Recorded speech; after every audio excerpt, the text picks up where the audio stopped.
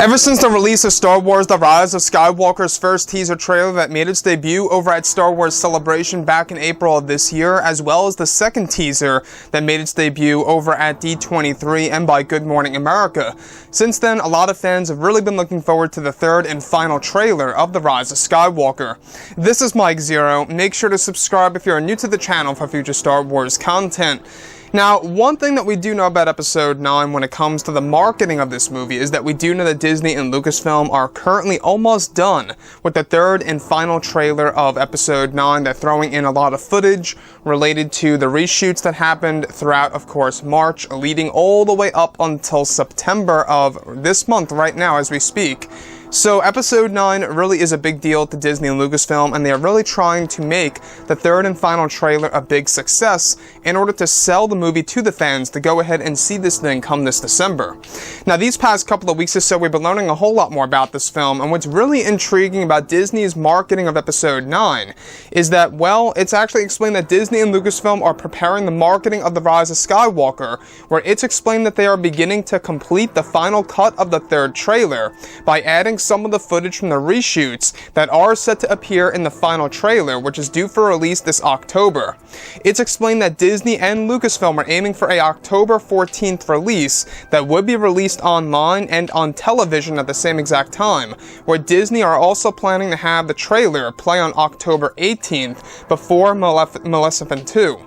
It's described that the new trailer will feature revisions of John Williams' past work in the Skywalker saga, and that there will be a big unexpected surprise at the very end of the footage that will leave fans talking about the full trailer till the release of the film in this December. Currently, it's said that some theaters are showing the second teaser trailer Against It Chapter 2.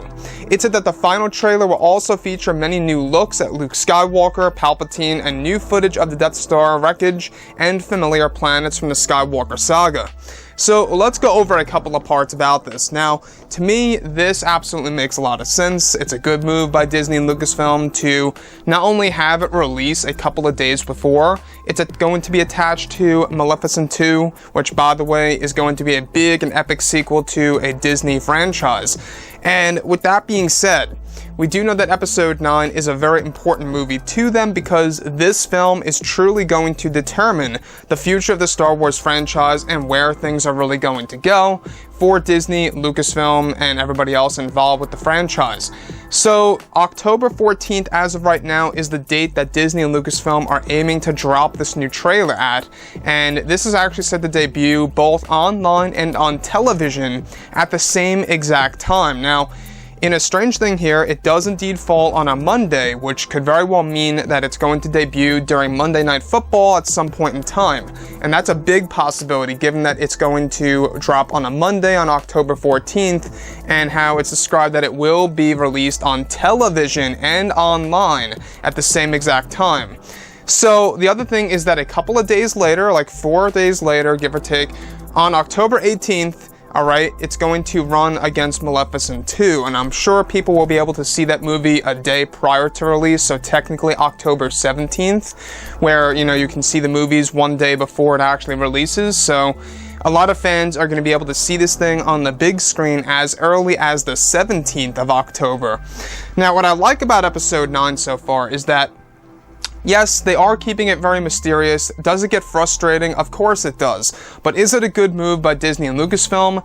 That is a big mystery. It's a big, thing here because a lot of fans are not quite sure if it's really a good way to market a movie to keep fans in the dark for so long, as far as seeing visuals go, as far as actually seeing footage with dialogue. I think it's, a pretty good thing to explain here and to note is that, well, we haven't had too much dialogue in the first teaser trailer and the second teaser trailer. Not a lot of it, right? Not a lot of brand new dialogue. We heard Palpatine in the second one, and that was about it. We already heard 1,000 Generations Live in You Now line before from the first teaser.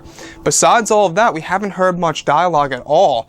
So I'm really waiting to hear more Kylo Ren dialogue, more Leia dialogue, new dialogue related to Luke Skywalker, you know, the whole thing here.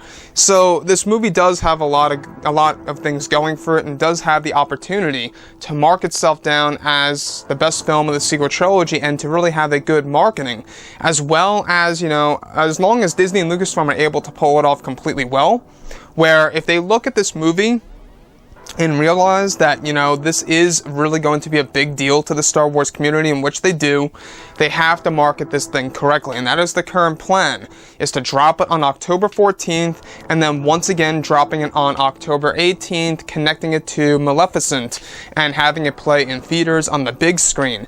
And once we actually enter into November is where we're going to get a series of TV spots, roughly maybe even 2 to 3 TV spots a week. And that would definitely add up to the 20-something TV spots, give or take, that we got into mid-December of 2017.